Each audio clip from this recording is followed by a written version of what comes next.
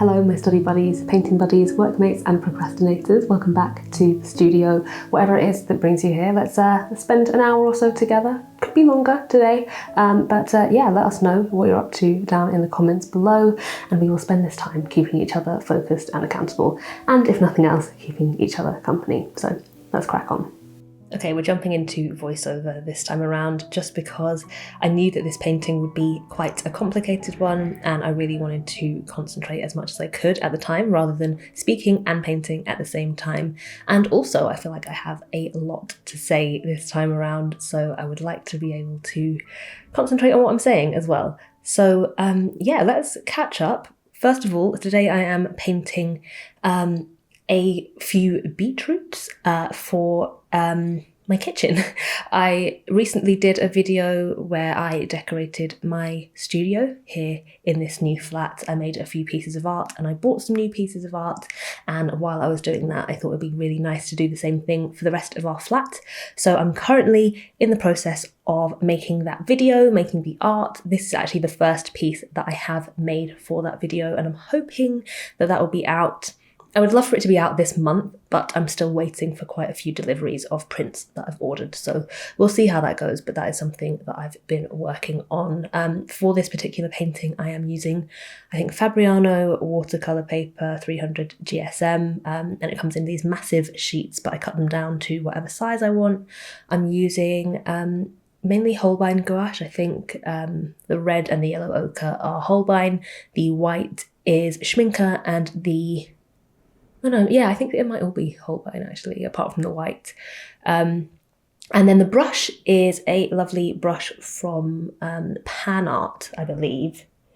And that was sent to me quite a while ago, but I love it for bigger paintings like this. It's just really good for just taking up a lot of space, just getting things down really quickly and broadly. Like you can see already, we're like 2 minutes in and I've already got, you know, the start of a beetroot there.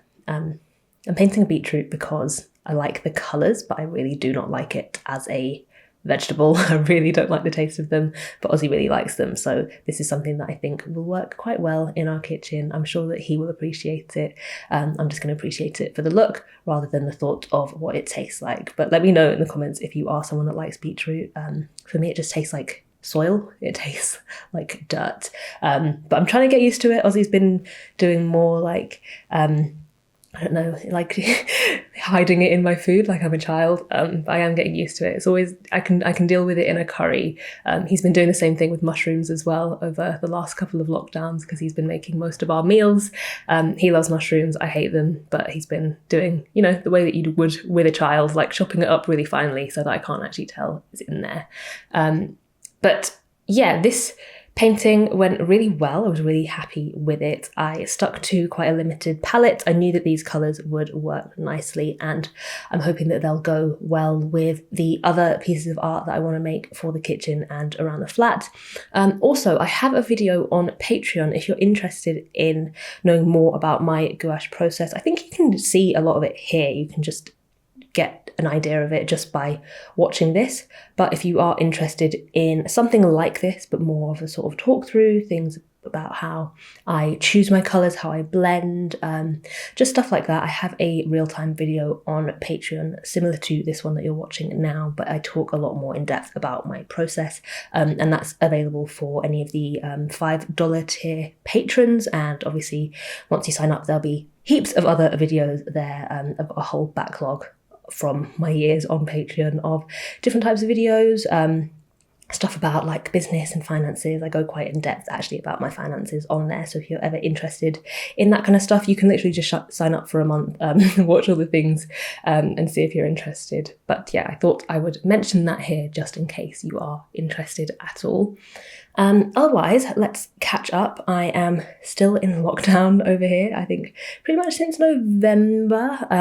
We had about 10 days out of lockdown in December, just before the new variant started spreading, and then we went straight back into lockdown. So yeah, still quite restricted here, and that's in London. I think in other parts of the UK it might be a bit different, but there are plans now to start easing the lockdown, which is nice. Looking forward to it, but I'm not really making any plans yet. I'm just going to go with the flow, see what happens. Not going to let myself get too excited. And I will say I have sort of adapted quite well to this life. Yeah, there's not a huge amount that I miss. I miss like the freedom of just going out and doing what you want whenever you want. But as someone that doesn't go out that much anyway, it's not hugely different. I would really like to see my friends more, but we've had some good times recently over the internet, I guess. And I'll talk about that later on. But yeah, the start to this year, because it's been a while since we've done one of these videos. The last one I did was the end of 2020.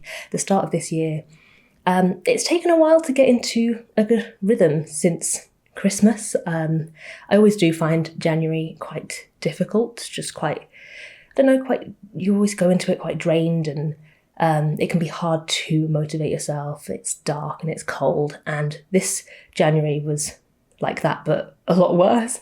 So yeah, it took me the whole of January really to sort of get back into some kind of routine, just like getting up and doing work, or just being somewhat productive and not being completely in bed all day, which I did a lot of in January.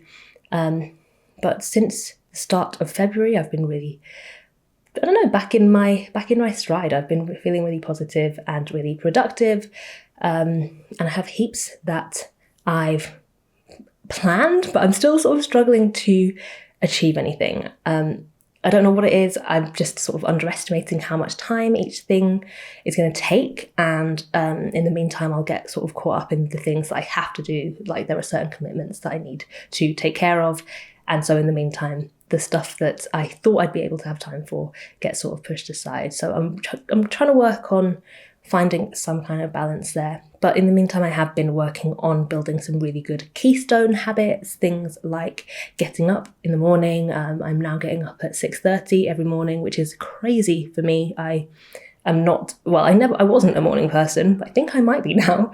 Yeah, I've been getting up quite early, and that means that I have time for just using my sketchbook in the morning, or like doing some writing. And even that, like, I've been quite good at it some days, but days like today, where I know I have loads of work to do, I just end up using that time to start work extra early. But either way, I have a lot more time in my day, it feels like. Also, apologies if you can hear the wind right now in the background. It's really, really windy today, and I am up here on the roof, so I feel like I get quite a lot of the noise. Not literally outside on the roof, by the way, just this room is in the roof, and yeah, sometimes things like fall on the windows, but hopefully you can still hear me quite clearly. And then other than getting up earlier, I've also been spending more time exercising more regularly, which is great. It's been a very long time since I've had a regular exercising habit, so I feel like I really, really needed that. And I've been reading loads, which is one of the reasons why I'm doing this voiceover instead of talking live while painting. I have so many books that I need to talk about, and I need to have my notes here just to remember each and every one of them. Other than that, quick mentions.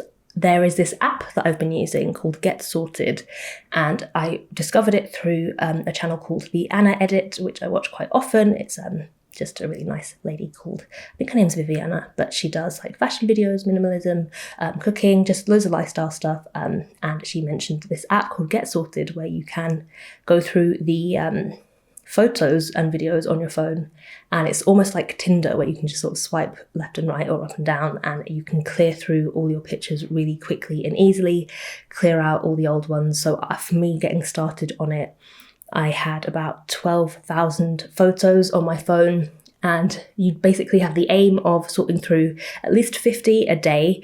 And because it's so quick to swipe through, that goes really quickly. And bit by bit, you sort of whittle it down and keep the important ones and get rid of the ones that you don't want anymore.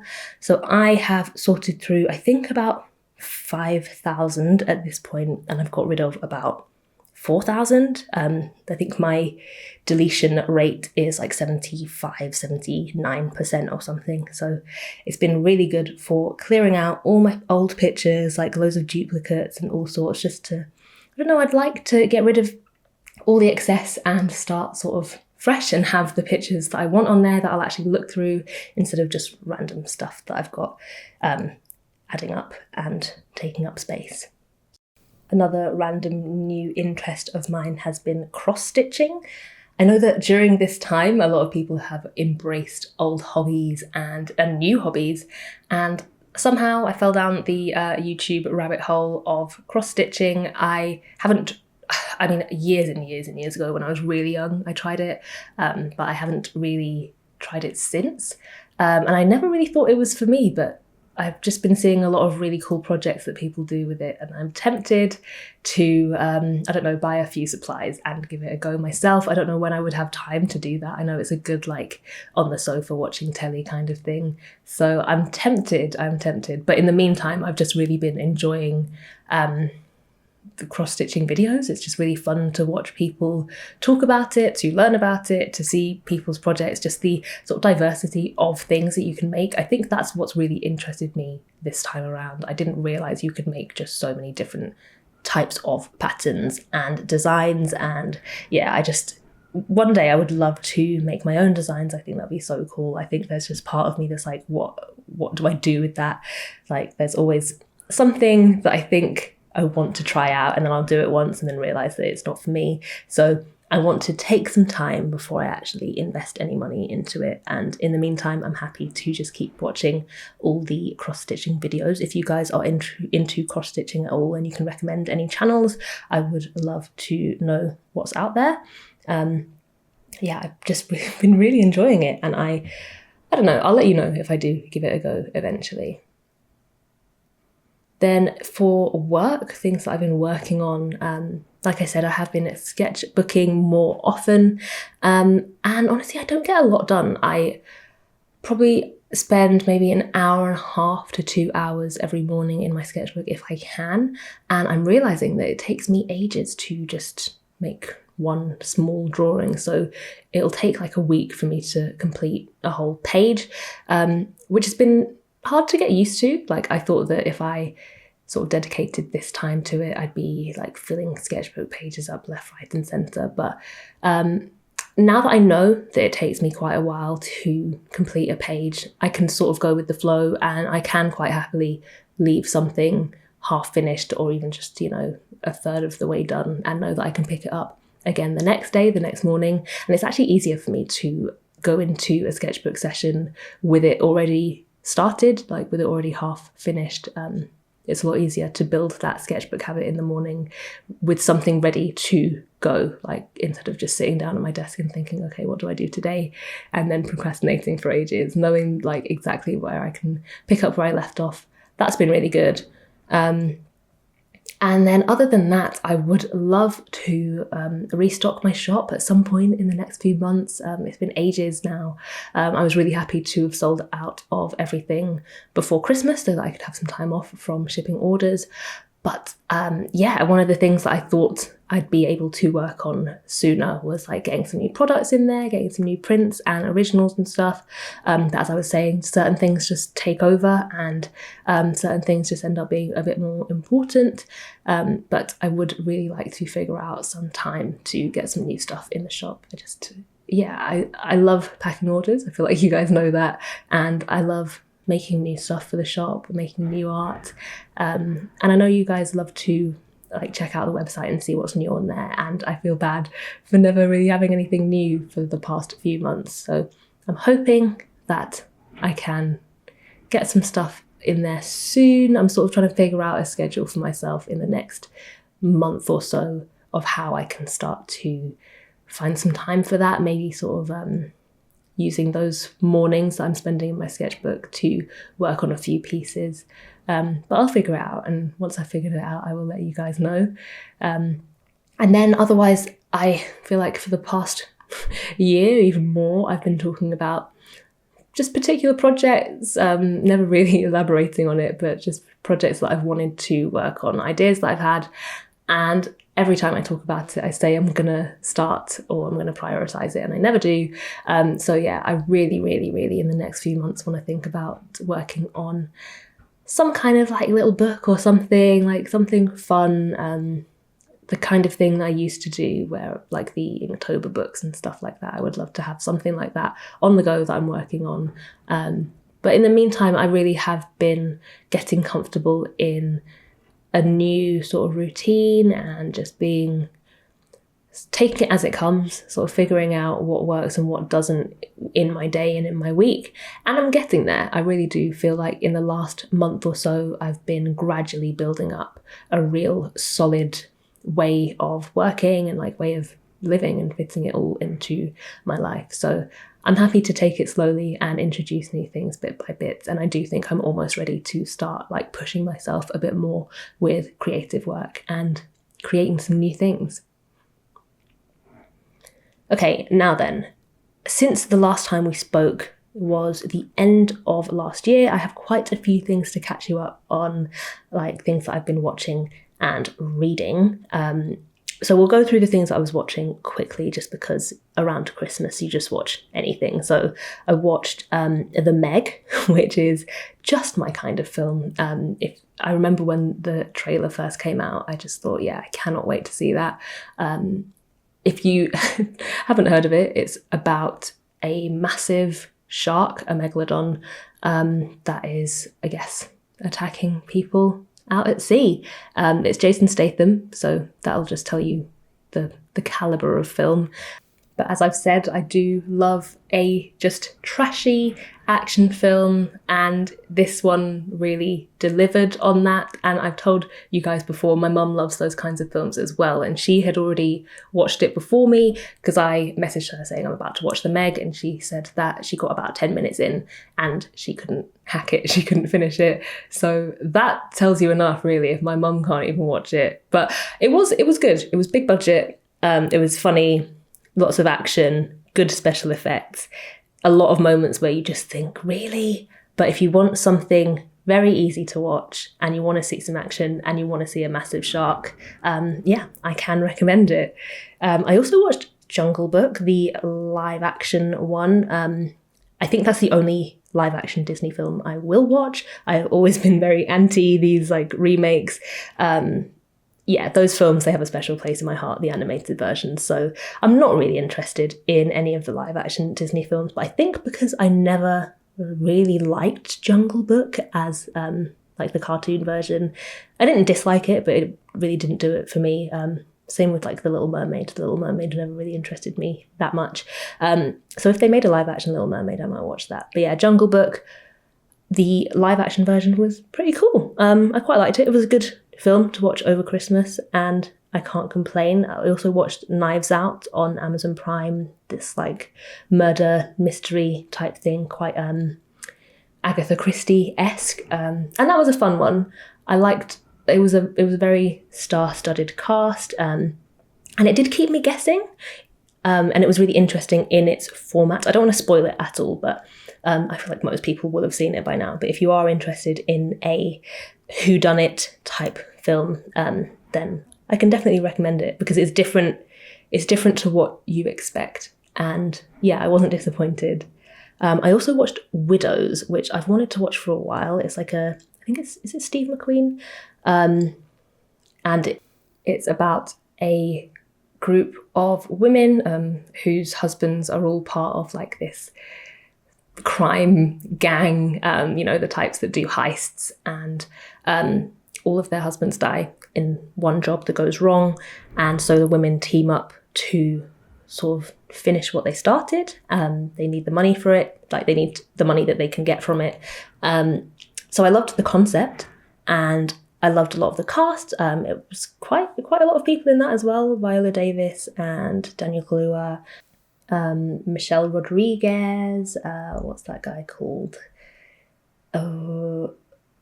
Liam Neeson was in it as well. Yeah, loads of people were in it. Colin Farrell. And I like Steve McQueen as well. I like Steve McQueen's films.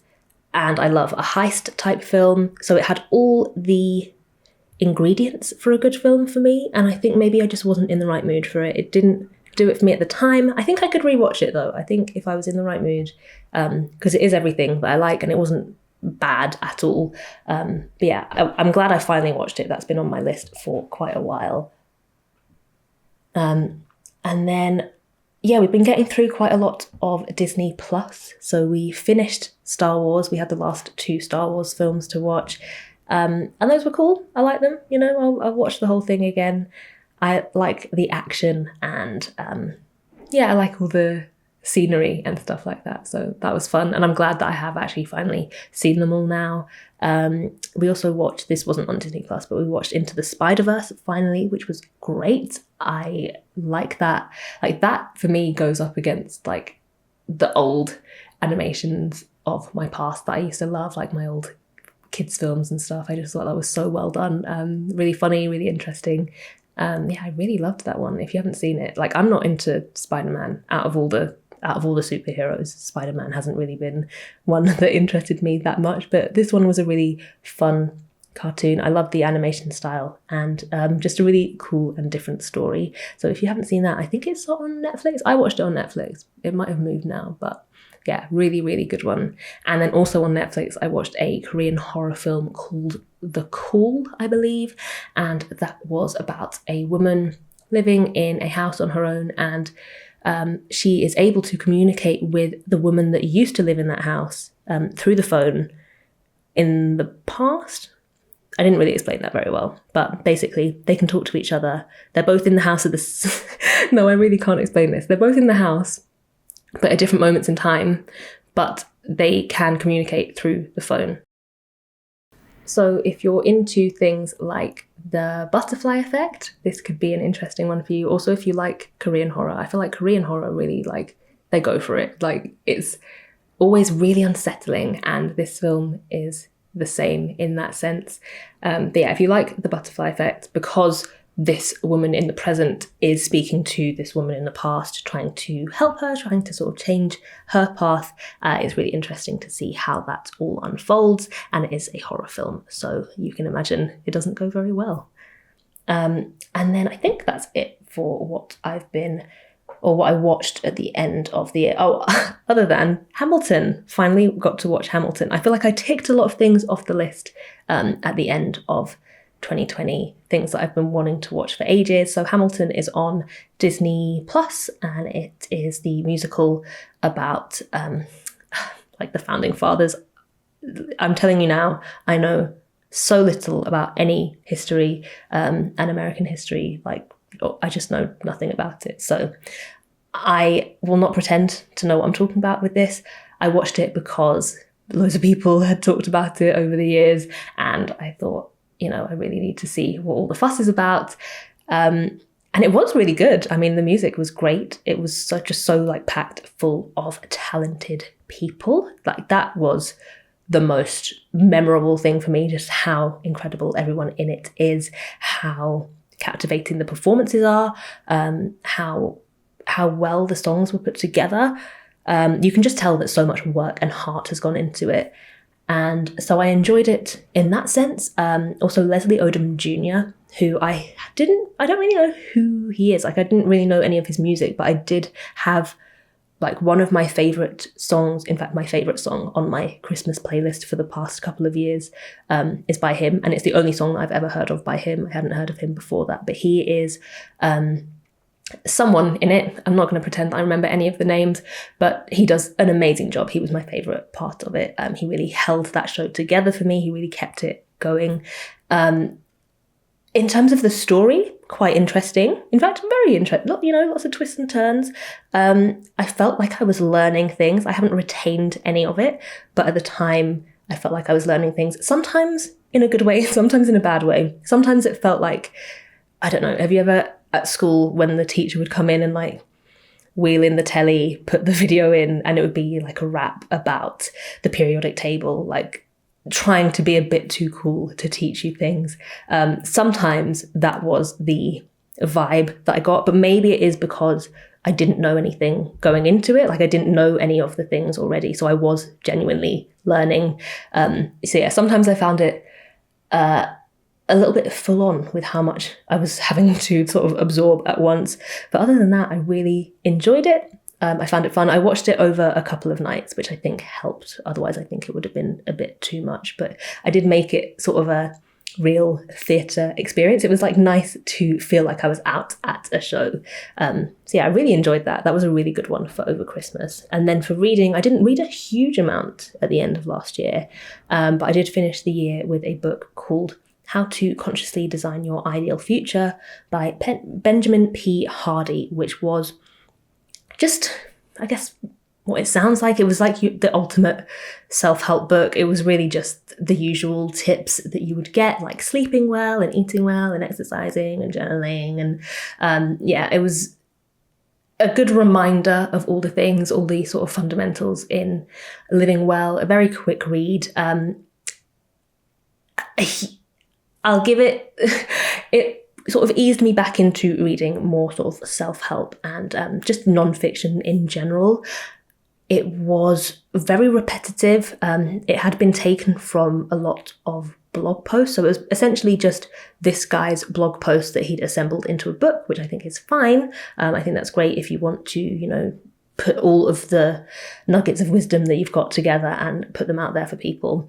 But I felt like not a lot of work had been done to adapt it into a book, because you could read one blog post on one page and turn the next page and it's an exact repetition of what's been said. Like there would be word for word what's been said in the last page. And I feel like that would have been a very simple thing to edit out if any time at all had been put into editing it. It did feel a bit like it had been slapped together, maybe. I don't know. It felt like a bit of a cash grab by this person with a blog that decided that they could maybe make some money by putting it together into a book, which is fine, absolutely fair enough. As I said, I think that's a great way to condense everything down into something digestible for people, rather than have people have to go through your whole entire blog to get the whole message.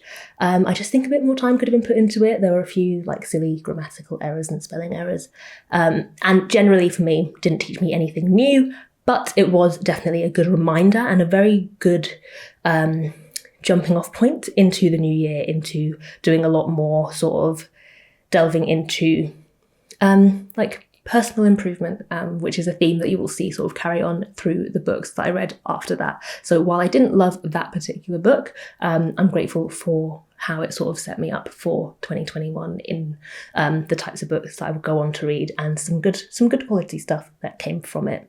And then other quick mentions from the end of 2020, listening to the new Steps album, which I didn't know had come out. I didn't know that was a thing. I didn't really know that they'd had a comeback, but I was watching Jen Campbell on YouTube, who I've mentioned it before. I have one of her books. She is an author and she writes some beautiful, beautiful stories, short stories, but she also on her YouTube channel does a lot of like book reviews. I always seem to go to her channel first if I'm looking for something new to read. And yeah, she just does some great book content if you are interested in stuff like that. But she was talking about, I can't even remember, but she mentioned the new Steps album. And so I had a listen, and there's a song called Something in Your Eyes. And oh my gosh, just the nostalgia made me smile. It made me quite a bit teary, but like in a good way. And so yeah, that was a wonderful way to sort of end the year. I was sort of in bed at the time, feeling a bit sorry for myself, feeling a bit unwell. And yeah, just listening to a bit of Steps, just proper cheesy music, the same choreography that they've had all these years. That was really good fun. So if you were interested in Steps back in the day, I can't recommend listening to that enough. I might actually have a listen once I've finished this, because yeah, it was just such a great sort of tingly feeling. And I think you'll see that nostalgia becomes a bit of a theme as we go on through this video and the content that I have been consuming. And I don't think I'm alone in that. From what I've seen, a lot of people have been rewatching Twilight or rereading Twilight. I was never into Twilight, but yeah, it just seems like a lot of people are going back to the things that they took a lot of comfort in a few years ago. And yeah, I think I've fallen into that trap as well. And then other than that, there's a YouTube channel that I've been watching for quite a while, but maybe because I've been watching the cross-stitching or whatever else, I've got really into their content a bit more recently. And the channel is called The Crafterpreneur. I'll leave a link below, and I'll leave links to everything, by the way, down below, links or a list or anything if I've gone too quickly and you're interested. It'll all be there, including all the info on like the tools and supplies that I'm using today. It's this lovely lady called Aisha. I think her name is Aisha, but she does loads of sewing videos, fabric. At the moment, she's redoing her sort of studio space, I guess, like where she does all of her sewing, and those videos have been so fun to watch. And she's just got such a great personality. She feels like your friend. Like, she's just such good fun to watch, such good company, and really knows what she's talking about. And she really it's just captured my attention and has made me really interested in sewing. If you're interested, even if you're not interested in sewing, if you want like just a crafty video and just someone that feels very personable, someone that's fun to hang out with through YouTube, then I cannot recommend her enough. I will leave a link below. Just have a look, check her out. And that sort of concludes all of our 2020 catch up. And I think that leaves us at a good point to just have a little break, have a stretch, have a drink, and I will see you back here in a second. Okay, welcome back. I hope that you had a nice little restful moment before I carry on just talking your ear off about all the things that I've been reading and watching since the start of this year. So I began the year with a book called A Fool's Guide to Actual Happiness by Mark Van Buren. All of these books, by the way, most of them anyway, have come from my library app. So I've been doing a lot of ebook reading, and I generally just have a browse whenever I'm feeling a bit bored. Instead of just like scrolling through Instagram, I end up just going on the library app that I have, and I just start seeing what's out there, seeing if anything takes my interest. So that's how I discovered this one, A Fool's Guide to Actual Happiness by Mark Van Buren. I didn't know what it was going into it, but the title got my interest, and it ended up being a book about mindfulness and meditation. And it's nothing groundbreaking. It was nothing that I hadn't heard before. But I will say there was something about the way it was presented. And again, it's nothing crazy, nothing out there. I just think it was maybe the right book for me at the right time. It really caught my attention, and it left me wanting to take action because I have looked into sort of mindfulness and meditation before. I've sort of done it here and there for a few weeks at a time and then lost interest. But with this, I don't know, it did interest me. It did sound like something that I wanted to try out. So if you saw my, I think it was just a day in the studio type video, I keep a lot of book notes on Notion. So I have those notes ready to sort of transfer over and have a good read through again. And I would like to try and take on some of the exercises in that book into my day-to-day life. And I would like to actually read it again. I'll probably borrow it again soon just to refresh my memory, because I know that at the time that I read that back at the start of January, I was really, really intrigued. And yeah, it just seemed like mindfulness was something that I needed to spend more time adopting into my life.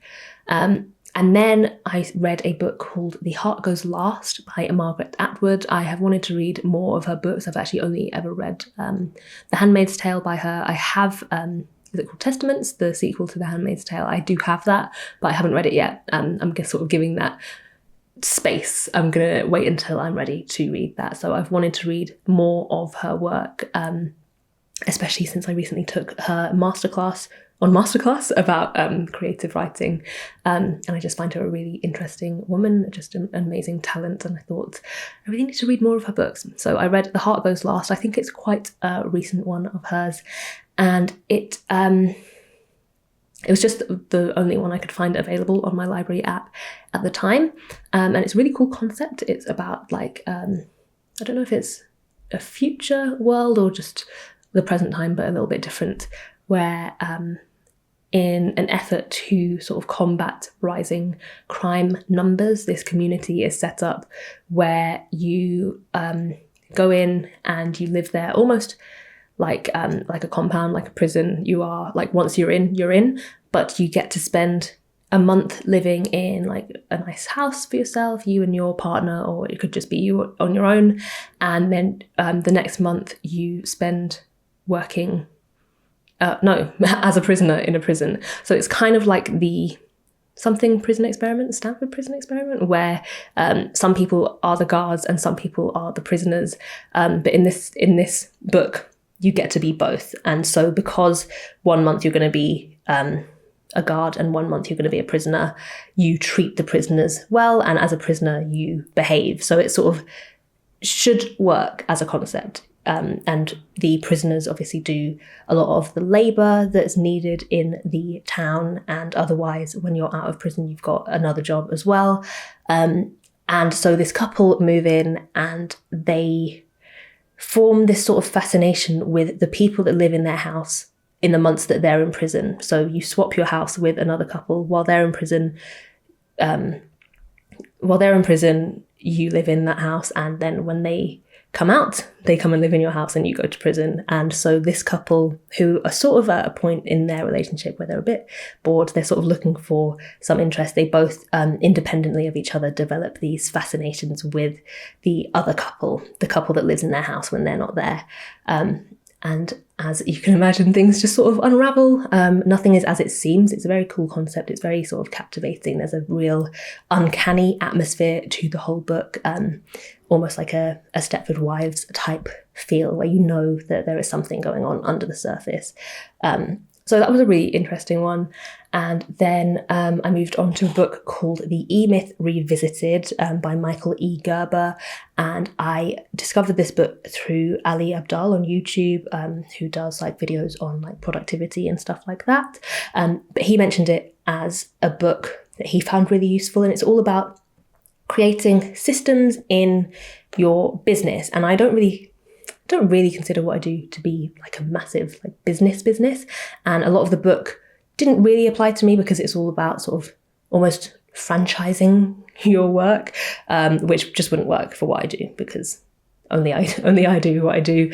I couldn't just like tell people how to do these paintings and then sell them as my own. But it was really helpful in a sense of figuring out ways that I can create systems within what I do to cut out a lot of thinking, a lot of doubt, and to make things somehow transferable. Certain tasks that I feel like only I can do. It sort of taught me that if I did want to expand what I'm doing into the future, there are ways that I can take bring a team on board or outsource some of the work, and it doesn't all have to be me. I think I'm such a perfectionist, and I always just think if I want something done a certain way, I need to do it myself. But through reading this book, I've realised that kind of thinking isn't really sustainable if I want to spend more time making art and less time doing the business stuff and, answering emails and things like that. Then I need to be more open to taking on some help and setting things up in a way where that will be possible. So anyone that is interested in, if you have an online shop or anything like that, if you're interested in making art your career or any hobby of yours, or, any sort of entrepreneurial endeavor, I guess, there are a lot of good nuggets of useful information in that book, even if at times it feels very businessy and it doesn't really seem that relevant to you. It's a really interesting one. I really, really liked that book, and it's sort of set me up this year into just looking at how I do things and how I might be able to save time here to gain a bit more time over there. And then I read a book called Writing on Both Sides of the Brain by Henriette Ann Clauser, which is, as it sounds like, it's just a book about freeing yourself in writing, whether that's like creative writing or just like writing out an email. If you've ever been someone that sits there looking at a blank screen, you've got an essay to write or whatever it might be, it's a book about when you need to let go and use the creative side of your brain, where you're able to just like brain dump everything all out, and then when it's time to transfer over to the more analytical side of your brain, because usually when you're using both sides of your brain at once, when you're trying to write something, that's what trips you up, because you're analysing as you go and you're constantly trying to fix whatever you're doing, so you're always second guessing yourself and always sort of just never really making as much progress as you could be. So that was a really cool book. There's a few things from that I have adopted, a few things that I've been implementing day to day, like the idea of keeping a progress log. I've been doing that less for my writing, but more just day to day. I like to now sort of keep a record of a couple of sentences a day of what I have managed to do, if that's a couple of sketchbook spreads or just things I've done in my work day, if I've edited a video or something, just being able to write down what I've done and how I was feeling and like my energy levels, and see what works and what doesn't, see how I work my best in different areas of my life. So yeah, some useful stuff there. I need to revisit the notes that I made on that one just to get some value out of it. Another book that I read around the same time was The Only Skill That Matters by Jonathan A. Levi, and that was about learning and retaining information, a lot of information on just the best ways to learn, and like how, if you're reading, and just how to take on information and make the most out of it. This book wasn't for me, I'm not going to lie. It made sense for me to be interested in it. It seemed like the kind of thing that I would like, but I didn't find it particularly useful. I didn't find anything in it that I could sort of take from it and change the way I do things. It was maybe a different level of learning that isn't applicable for me in my day-to-day. I think if you're someone that is studying, if you're trying to learn a language, certain things, I do think maybe it could be useful for you. A lot of it is about memorizing things, good memorizing techniques. And for me, the book felt like a lot of self-promo, a lot of promoting his course in like memorizing and stuff like that. So yeah, it wasn't particularly for me. And this is like another thing that the more non-fiction that I read, the more self-help type content I read, the more I see similarities popping up. One similarity that always seems to happen is anyone that's read a Tim Ferriss book or like listened to Tim Ferriss's podcast or whatever it is that Tim Ferriss does. I think I have a couple of Tim Ferriss books that I haven't got around to, but he seems to be like the guru of self-help, and a lot of people will reference him in their self-help books. And it seems like anyone with like a blog or a podcast or something, at some point they think, oh, I could turn this into a book. And as I was saying before, I think that can be very useful, but sometimes for me, it just doesn't work. Sometimes it's not useful enough, and I feel like I could watch a YouTube video on that and not have to spend my time reading a whole book about it. So yeah, it wasn't for me, this one, but I do think if you are someone that wants to learn more about learning and about retaining information, it is one to check out. If you could like preview the first chapter on Amazon or something and see if it's for you, I would still see if it would work for you. And I'm usually reading quite a few books at once, so I think at the same time I was reading Bluebeard's Egg and Other Stories by Margaret Atwood. Again, just one that I was able to find through my library. It's a collection of short stories. Some of them seem quite autobiographical, and then they all seem to have this theme of like, I don't know, just like a curious woman, a strange woman, sort of different or like damaged or fragile. There's a lot of nature imagery, some exploration and like parenting themes. It was interesting. It was an interesting collection. Some I really liked, some not so much. There were certain ones that I really did a speed read through because they weren't all really unique from each other. So there were times where I felt like I've been just reading the same story for quite a while. But I just adore her writing style. I adore her way of observing. So that was really interesting. And yeah, it was nice to read a collection of short stories. I like reading short stories because you can take your time with it and dip in and out whenever you want to. So that one took me quite a while to read.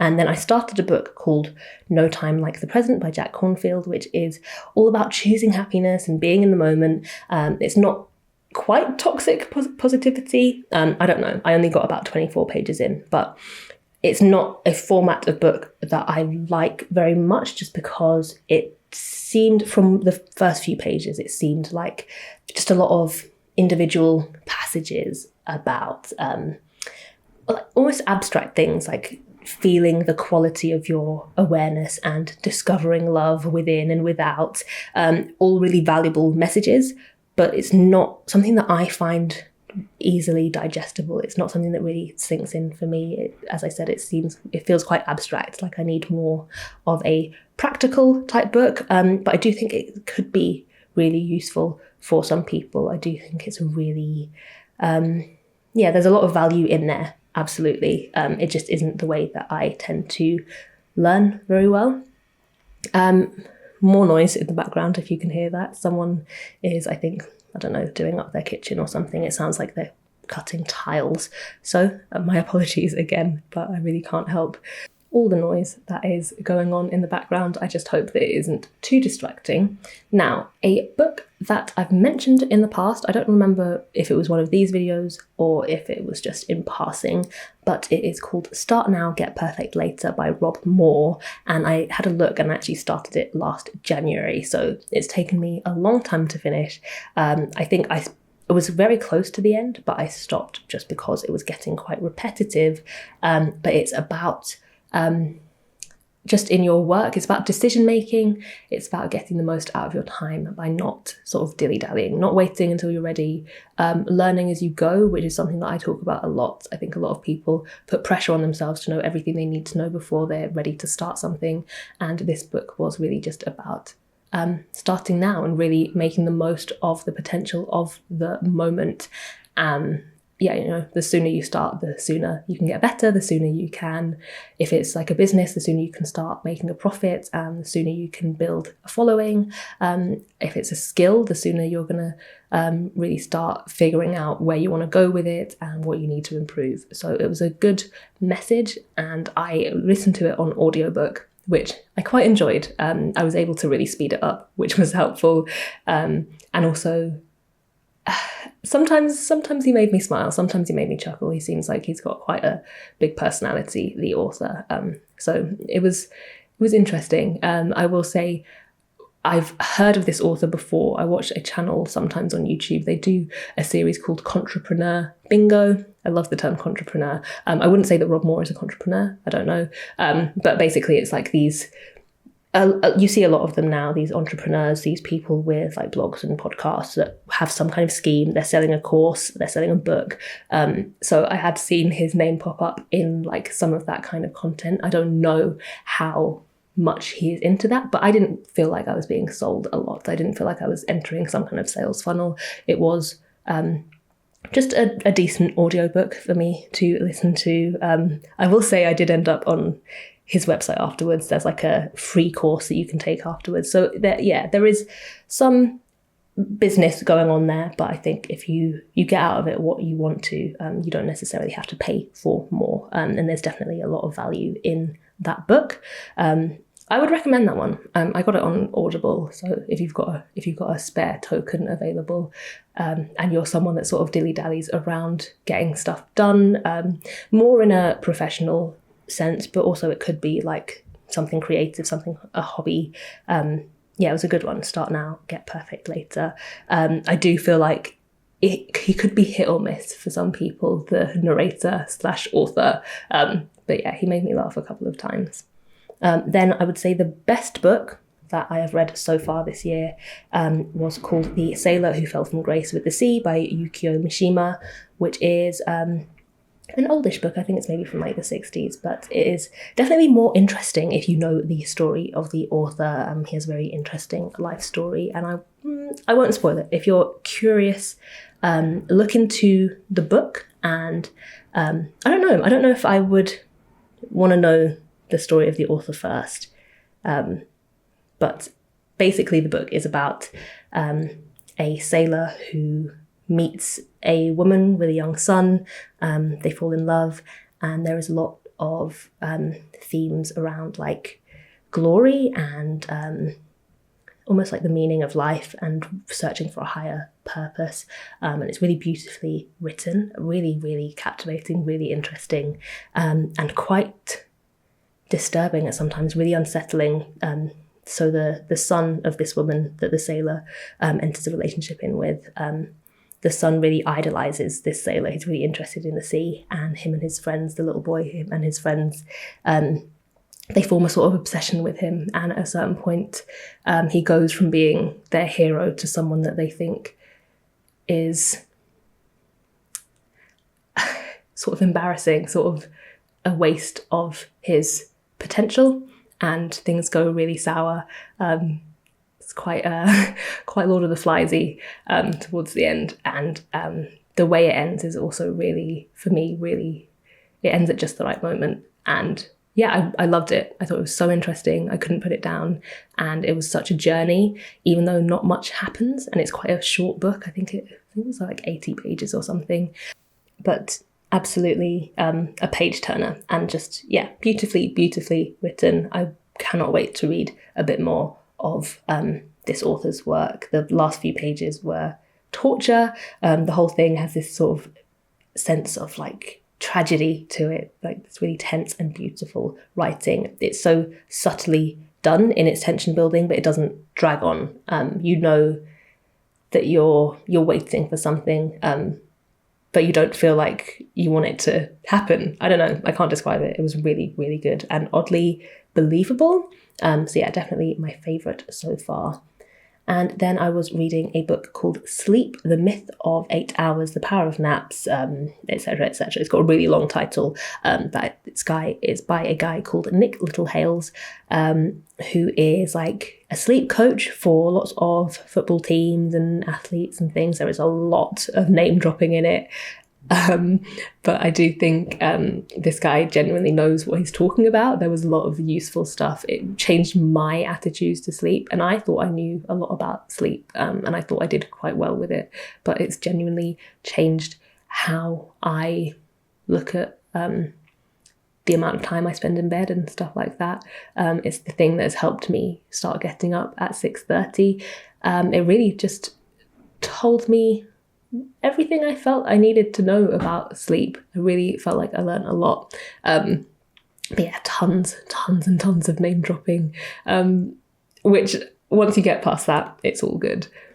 And then another non-fiction book that I read was called Period Power by Maisie Hill, which is, as it sounds, about periods. It's about sort of learning your cycle and knowing the seasons of your cycle, the times where you have the most energy, the times where you need to take it easy, how your moods are going to be changing, how you're physically going to be changing, and really it's meant to be really empowering in how you're able to, through understanding your cycle a bit more, learn your strengths and just make the most of each season of your cycle.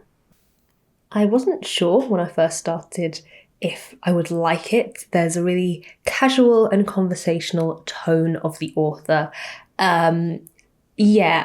It can go either way with that kind of thing. It can be quite cringe, I think, when it seems like an author is trying really hard to be your friend. But I did warm to it in the end. It wasn't actually as bad as I thought it was going to be. A few sort of cringy moments, I guess, you know, having estrogen referred to as your like slaying hormone or whatever, like the Beyonce hormone, that was it, I think, and like how it's going to help you slay your day.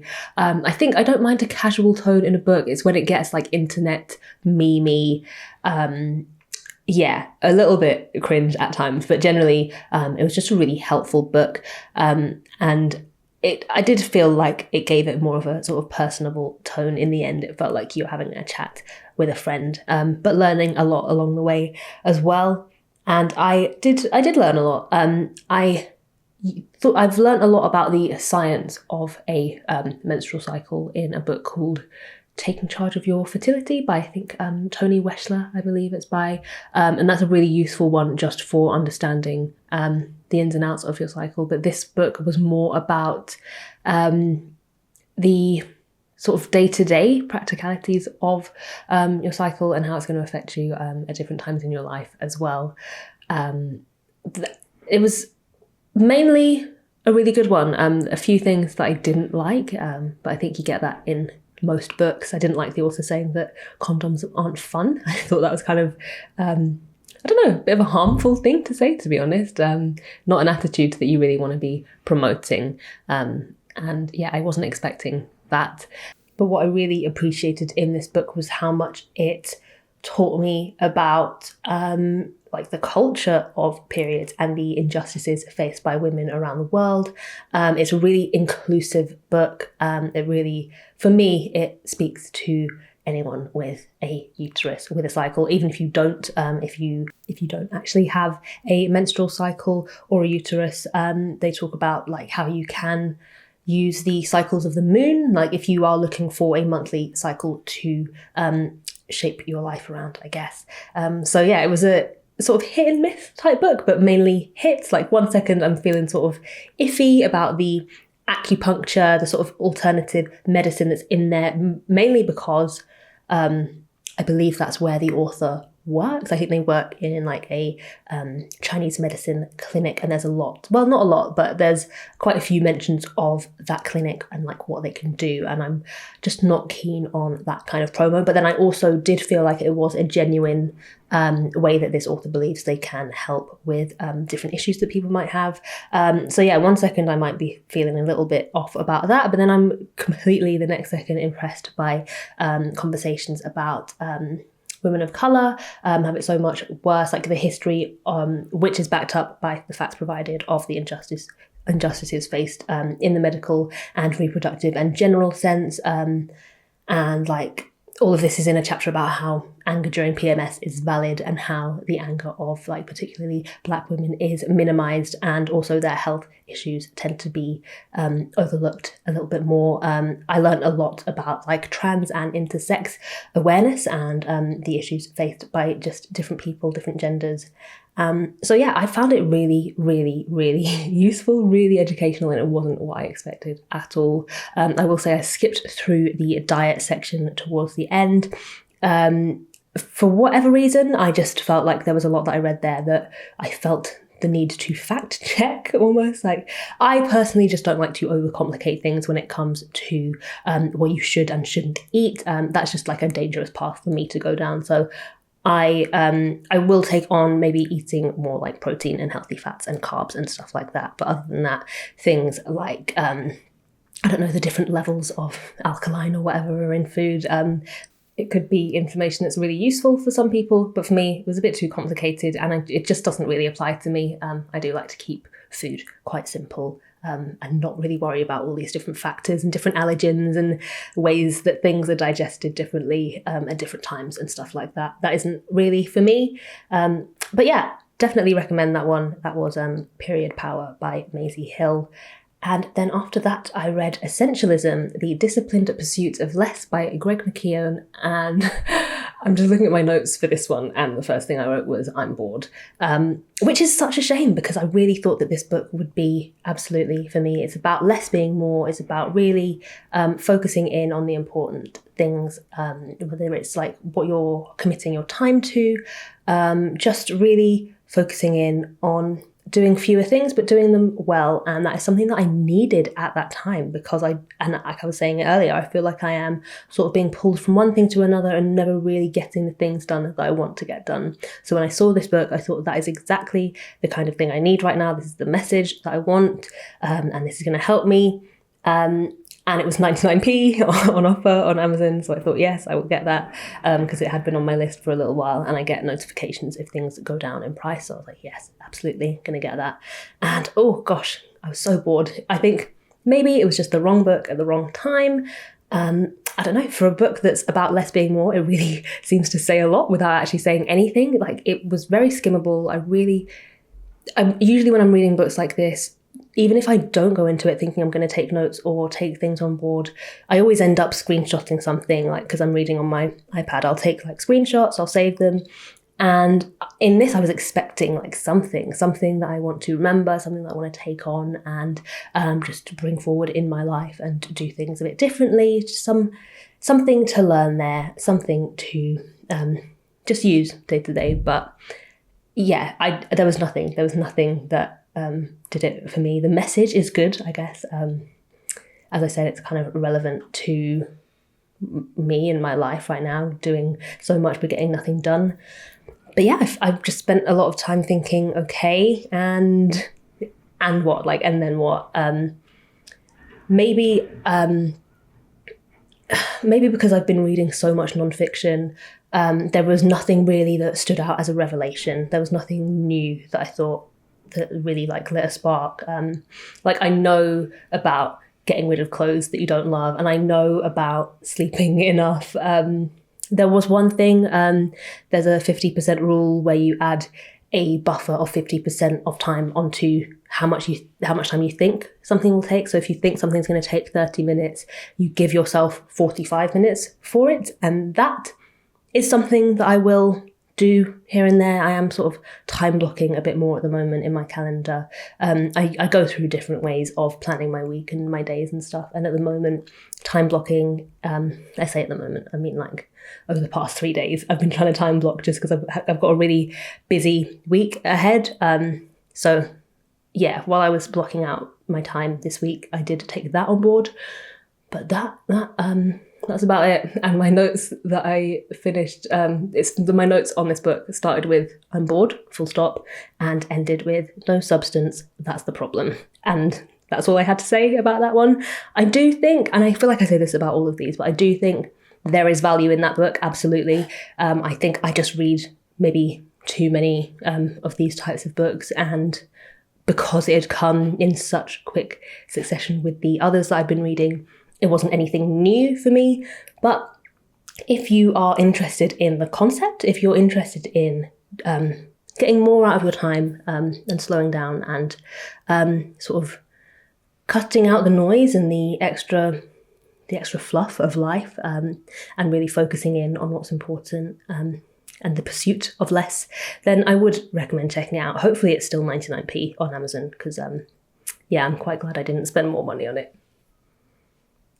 Okay, and throughout all this time, I've been listening to The Power by Naomi Alderman, which is,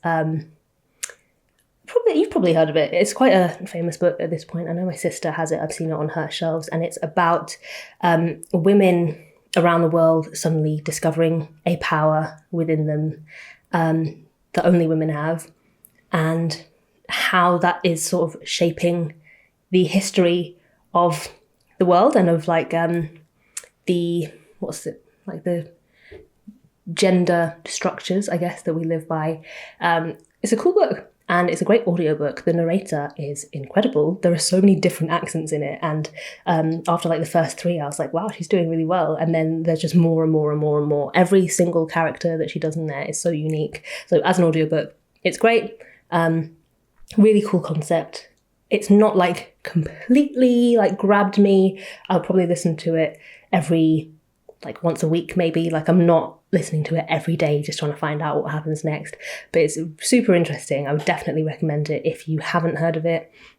Just a great concept and really well written as well. Really great book. I'm also reading another one that I'm sort of slowly working my way through, is a book called The Story of Egypt by Joanne Fletcher, which is a non-fiction book. It's all about the story of Egypt, like going all the way back, like the whole entire history of Egypt and how it came to be, all the monarchies and the gods and all of the things that we know about Egypt.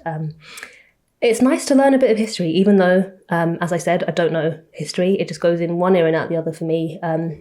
It's just not the kind of information that I easily retain. It just doesn't, I can't hold on to it for some reason. I think maybe because it is so, to me, it's quite abstract to try and sort of picture these things and keep it somehow like retained in my brain. But there are very interesting stories throughout, obviously true stories, or it's just really fascinating to know how much they can learn from what they've discovered, and all the different stories and all the people that led to what we know of ancient Egypt. And I'm hoping that I can find some good like snippets of inspo in there. I have found a few things already that I think, certain descriptions that I think, oh, that would make a great painting, or certain stories of families and their legacies that I think could make for a great story. So yeah, that's another one that I dip in and out of here and there. Sometimes it's a bit too much for my little brain to take in at once. But it's the kind of thing that I can just dip in and out of whenever I am in the mood to learn a little something, even if I know that that little something is going to disappear from my memory in a week or so. Another short story collection that I read recently was called Home Remedies by Xuan Juliana Wang, and I am not sure if I pronounced that right, but it's just a collection of stories and they're all quite different, but they're all very... One thing I will say is like the writing style is really, really beautiful. It's really well thought out. So visually, you're just really transported there. There's a story called Vaulting the Sea in there that is about sexuality, and there's another one called Echo of the Moment, where a girl or a young woman she's new in Paris. I believe she's Chinese American, and she ends up in Paris and is sort of lost in life and ends up adopting the wardrobe of a dead model. And in wearing these amazing clothes, she becomes someone special. She becomes really adored, and almost, she does become famous, but really just based on being this fashionista that she isn't. And there is something really fairy tale-like about that one. It's almost like the Emperor's New Clothes. I liked it, and I liked this book of stories because they were so different, the different themes. Some had more of a like this one, like a more of a fairy tale sort of vibe to them. Some of them were more just like down to earth, just really nice little vignettes of real life. So I definitely recommend that one. And then finally, for books, I think we've caught up now on everything that I've been reading. But the last book that I finished yesterday was Behind Her Eyes by Sarah Pinborough, which is now on Netflix as a series. So I hadn't heard of it before that. But the trailer came up on Netflix to watch it as a series, and I thought, kind of looks interesting. But then I kind of forgot about it. And then I think, you know how like the internet works, like as soon as you think of something, it gets thrown in front of your face all the time. And a booktuber that I watch from time to time, one of her old videos from when I think this book first came up, where she is reviewing the book. So I thought I would check that out, and it was a spoiler review. So she got into like the first like 5 minutes of it, and it just sounded really interesting. And I thought, okay, before I learn anything else about it, no spoilers, I'll give it a read. And luckily they had it on my library app, so I reserved it, and it finally became available a few days ago, and I managed to get through it in, just a few days. It was interesting. It was very interesting. And I think anyone that has read it or seen the series will get that. I really, really liked it at first. I liked that it was set in London. I like any mention of Blackheath. I've spent a lot of time in Blackheath. So yeah, I like any book set in London because I just feel like a connection there. And the people seemed quite real. It was a good start, and I would say like the first 2/3 I was really intrigued. Oh, I haven't even said anything about what it's about. It's about a woman who has a little snog with a guy in a club, and then finds out later that it's her new boss, and he's married. And so she's dealing with sort of like the guilt of that, and also having to work with this guy and still kind of fancying him. And then she meets his wife, and they become friends. So it's all like this twisted story of lies and betrayal. And then it goes into nightmares and like night terrors. And I won't say any more about it other than that. It does get a little bit weird. The ending, once I finished it, I looked into it a bit more, and I feel like one of the articles I read about it said that there was a hashtag at the time when this book came out that was hashtag WTF, that ending, and that makes sense. Towards the end anyway, I was sort of losing interest because it's tense and it's like a psychological thriller. There's a lot of like alluding to the truth coming out, and a lot of, you know, that there's stuff that you're missing and everything's going to get filled in the end. And I got to a point where I just sort of wanted to speed things up. Like, I get it. I get that there's something going on. I get that someone's evil. But let's wrap it up. Let me find out what's happening. And so I was losing interest anyway. And then the last few pages, it just goes a bit out of left field. And I think it's nice to read something different. It's nice for things to surprise you. It just didn't do it for me. I think it's not my style. But that said, I still quite enjoyed it. I think I just wasn't really ready for where it went. But yeah, I've been reading quite a lot. I wanted to read a book a week this year, which I mentioned, I think, in my last one. And I'm already 5 books ahead of schedule somehow. So I'm doing really well. I'm spending a lot of time reading in the morning and really enjoying it. It's just such a great way to start the day. And I'm just watching a lot less, I don't know, telly and like YouTube videos. When I get sucked down the YouTube rabbit hole, I've stopped doing that as much, which is really good. Like I'm sticking to like my subscriptions and the occasional suggested video, but otherwise I'm not going to spend all day just watching one thing after another. Instead, I'm quite happy to get my book out and do some reading. And it's weird because I finished that book yesterday. I'm sort of in limbo now. I don't know. I'm tempted to go back and finish some of the unfinished books that I've got on the go, things that I've been reading for quite a while. There's like a post-apocalyptic one called The Last Day that I've mentioned before, that I'm about 20% of the way into, and I just haven't really picked it up in a while. So yeah, I think maybe I'll try and set myself the goal to finish some of my unfinished books before I pick up something new. And that now brings us on to stuff that I've been watching. And I have been watching so much. I think as I was saying, in January, I just wasn't feeling great. So I spent a lot of time just watching films, just like sort of escaping into these like fantasy worlds and going back to that like sense of nostalgia.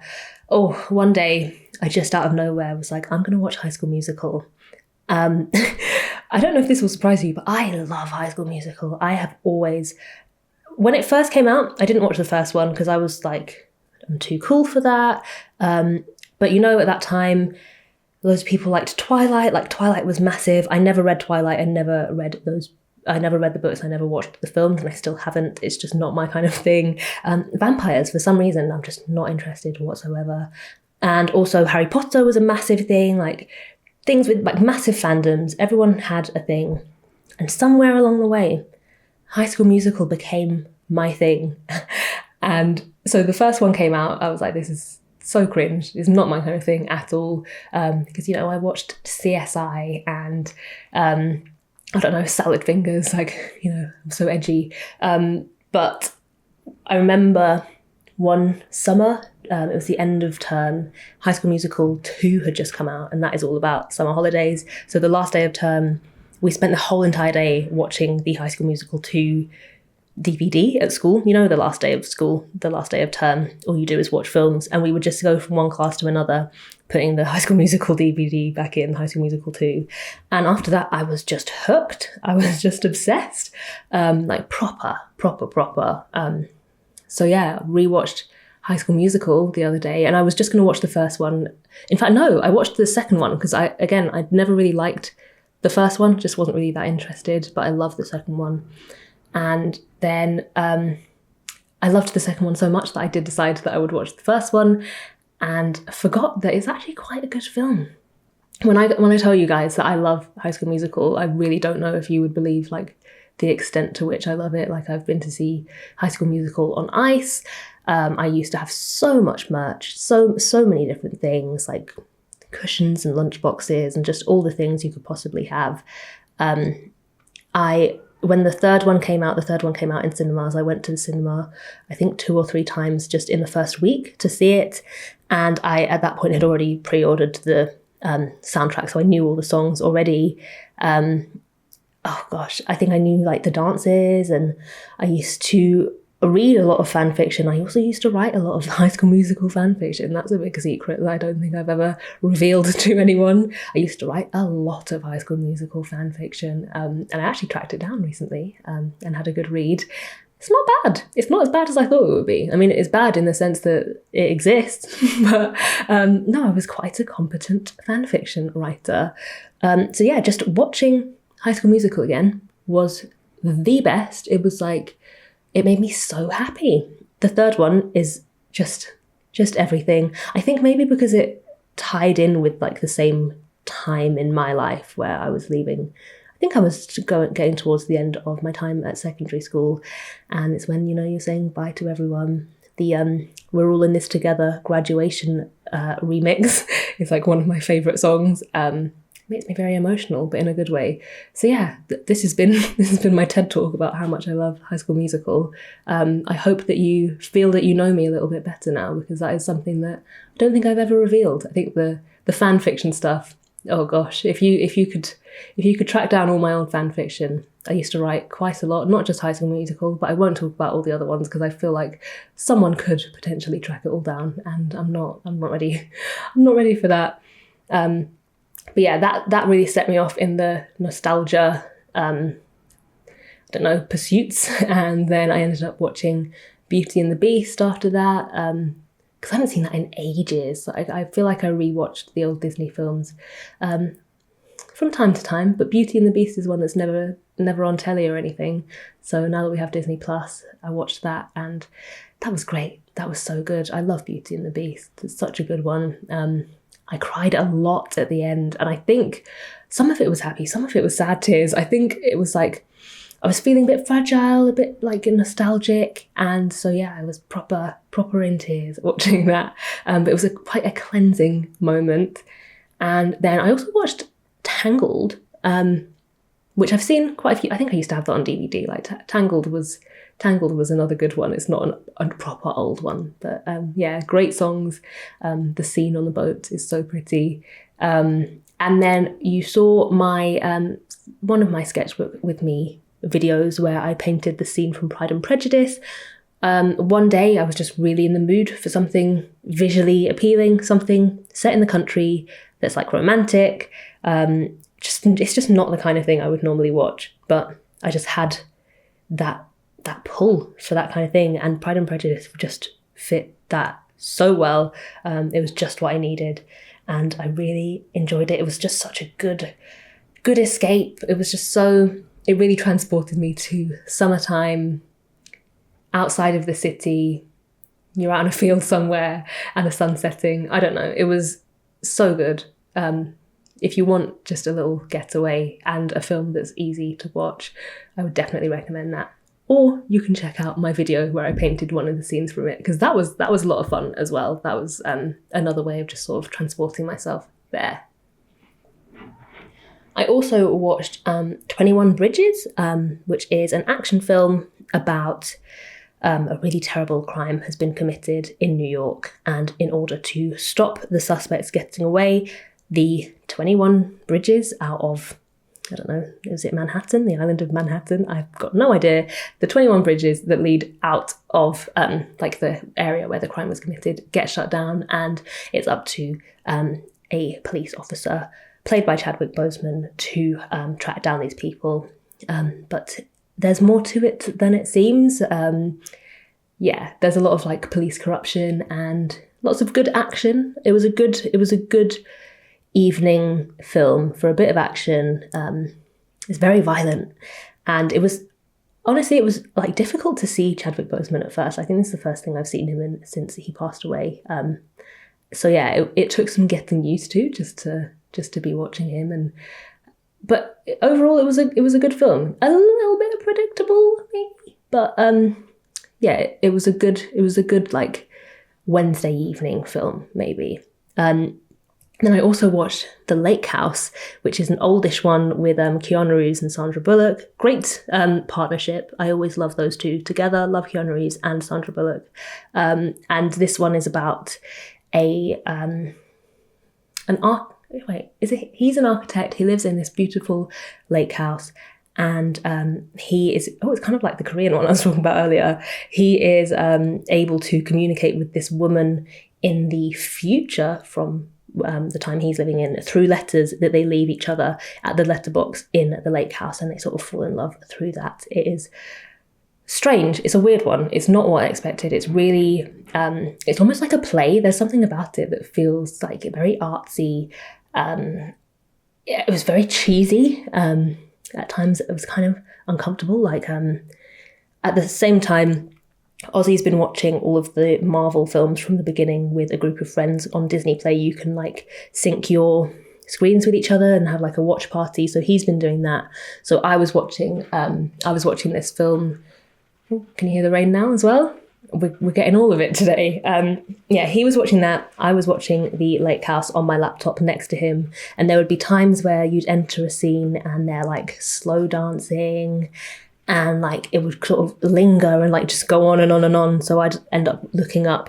He was watching Iron Man, I think, and I'd look up and watch that for a little bit and look down and they're still doing the exact same thing, just staring longingly into each other's eyes. And maybe I'm just not cut out for romance. I just found it quite cheesy, it was just quite strange. I don't know if it's the time it was made or what, but it felt very, very play-like and very sort of within itself. But it was nice. It was good. I wouldn't watch it again, but I did enjoy it for that moment. Then for series that I've been watching The Good Place. I've been watching The Good Place for ages, but I stopped quite a while ago, or just sort of slowed down. It was the kind of thing that you watch when you're going to bed in the evening and you need like one thing, you need like to pass half an hour before you go to sleep. That's always when I used to watch it. And I was watching it with Ozzy, but he was never really in the mood to watch it. So I stopped watching it for ages and I've just started watching it again. I'm almost finished now. It's the kind of thing that I can really binge. So I've been just watching it. It's about this group of people. It's a comedy. It's very light-ish. A group of people who have died and they end up in the good place, which is heaven. But it isn't as good as they think it's going to be. And they have to learn a lot they have to look at themselves, the lives they lived when they were on Earth and how they ended up where they ended up. And it's funny. It's just good. I like it a lot. It's really easy to watch, just like one episode after another. And it has some lessons in it. I do feel like the longer it's gone on, the more heavy-handed they are with trying to like teach you some moral lessons. But otherwise, it's always going to give you a good chuckle here and there. Every episode, you get like one good laugh, at least. I also started watching Dead to Me, where it's this woman whose husband has just recently been killed in a hit and run, and she goes to like this grief counselling session thing and meets a friend there, and they both end up just sort of being there for each other. It's quite funny at times, it's quite tense. You know that there is something going on, there's something up. So it just sort of unravels as it goes, but it's also still quite funny at times. And I watched the first season and that was enough for me. Like I think it has one more season, maybe two, but for the first one, I was quite happy with how that ended, and I'm happy to leave that where it was. But if anyone has watched the rest of it, please let me know how it goes. Let me know if it is worth tuning back into. I also watched a film called The Invisible Guest, which is a Spanish suspense film, sort of psychological, really clever, lots of twists and turns. So it's about this man who is like quite a high profile guy, and he's been in an affair with quite a high profile woman. They're both married separately, but they've been meeting secretly, and they meet at this hotel, and you sort of realise that they're being blackmailed at this point, and he gets... I have to describe it without spoiling it. Basically, she dies, and he is like the obvious suspect because there's no way that someone could have come in and out of the room. So the story is sort of following him as he tries to explain what happened, and bit by bit you're discovering more and more about what was really going on with them. And there are just lots of secrets, lots and lots of secrets, lots of twists and turns. It didn't like blow me away as a film, but it didn't disappoint either. It was well made, like visually really nice, good acting as far as I could tell, being not a native Spanish speaker. I enjoyed it. I found it really interesting. And there was one thing, like, I don't know, I feel like I always say this, but like the twist, there were loads of twists and loads of them that I did not see coming. There was one thing like from the very, very beginning where I was like, I'm paying attention to that, and like right at the end there's a big reveal, and I was like, yeah, no, I knew that. At least that one I knew from the beginning. But yeah, I would recommend it because not a lot of foreign language films get suggested to me on Netflix. Like I have to go looking for them. So if you haven't seen that come up on yours, I would recommend looking for it. It's called The Invisible Guest. We've been watching WandaVision as well on Disney Plus, which is the series about Wanda and Vision from the Marvel universe. Their sort of life together is very strange. I wasn't sure like what it was about to begin with. I'm still not sure. We're only like 2 episodes in, so I can't really even describe it to you guys. But if you've been thinking about it, I would recommend checking it out. It is very interesting, very intriguing, and I'm looking forward to getting more into it. And then, another sort of trashy like action film, I guess, was Greenland with Gerard Butler. That's on Amazon at the moment. And that is about the end of the world. And that's why I say trashy, just because like these kinds of films, they all sort of go into the same bucket for me, like a good action, end of the world, giant shark, like just something good, good and exciting. So it's the end of the world, comets are coming down to the earth, and Gerard Butler, I don't know his character's name, Gerard Butler, him and his family have been selected as part of like Homeland Security's scheme to save like certain people who they think might be useful in the rebuilding of society once everything has calmed down. They're selected to go into these bunkers. So the film is about them trying to get to the bunkers. It's a little bit annoying at times, like some of the decisions that are made, but you know, you have to make bad decisions for the story to go along sometimes. But yeah, if you're looking for some good action, if you like an end of the world film, I would definitely recommend checking that one out. I also have watched, The Prince of Egypt. Oh my gosh.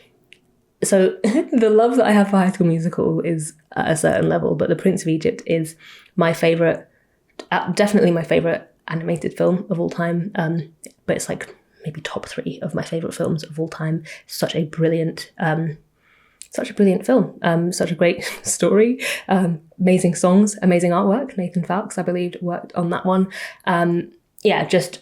Just up there. And I have a friend who loves it just as much as I do. We have always like obsessed over it, always sung the songs together.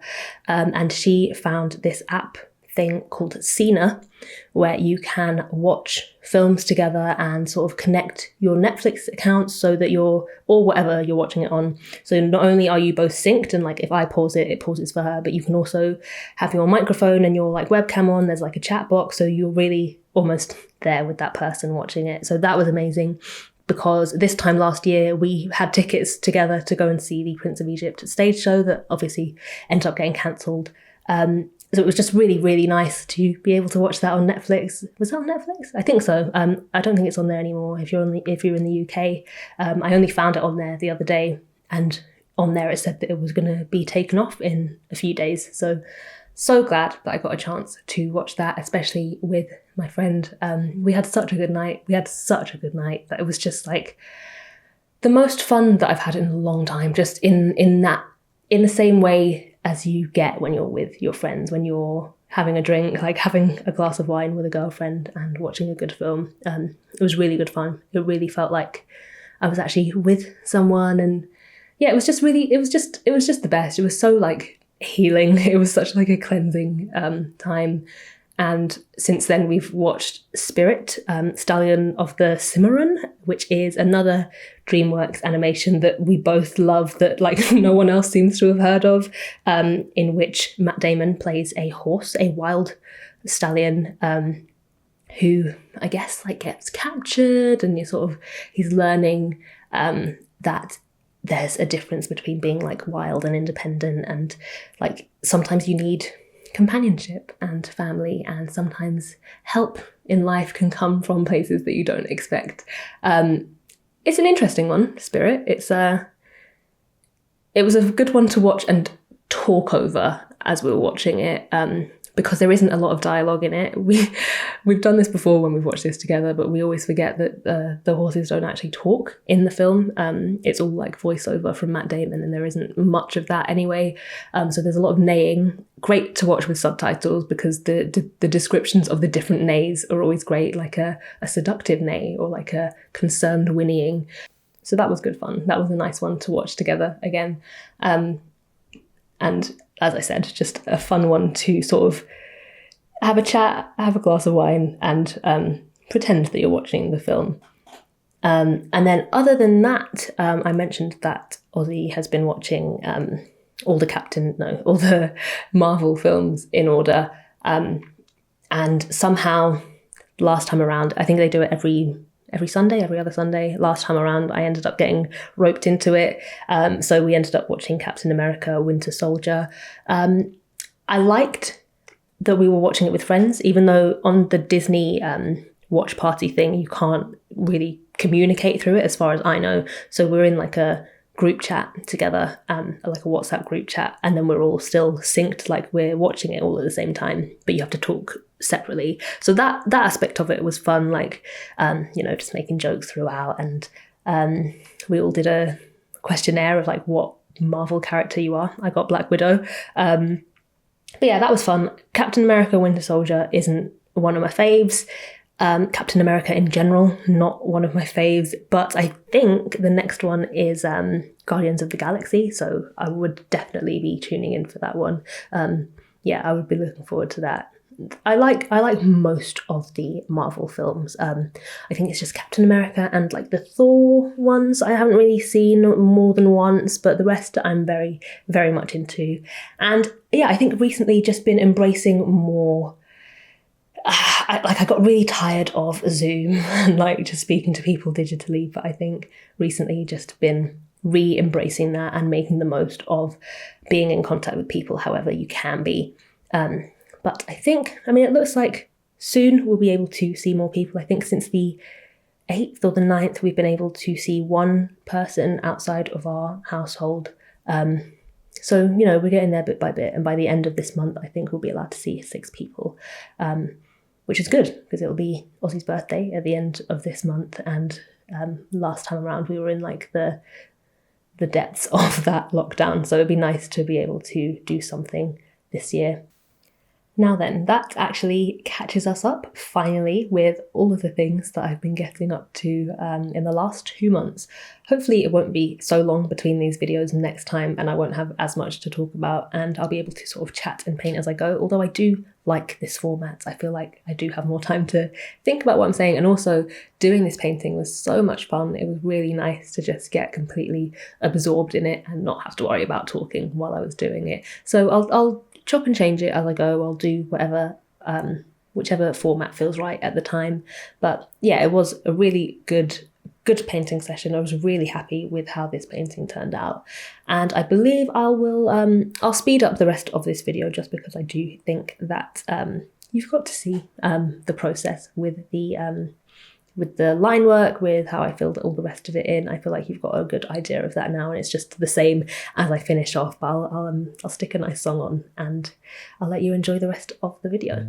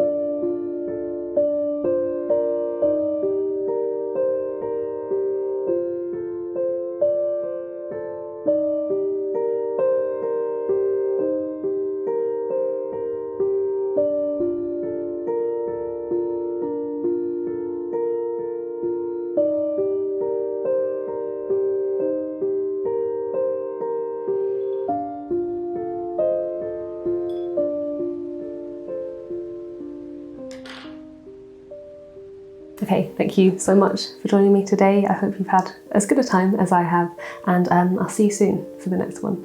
Bye.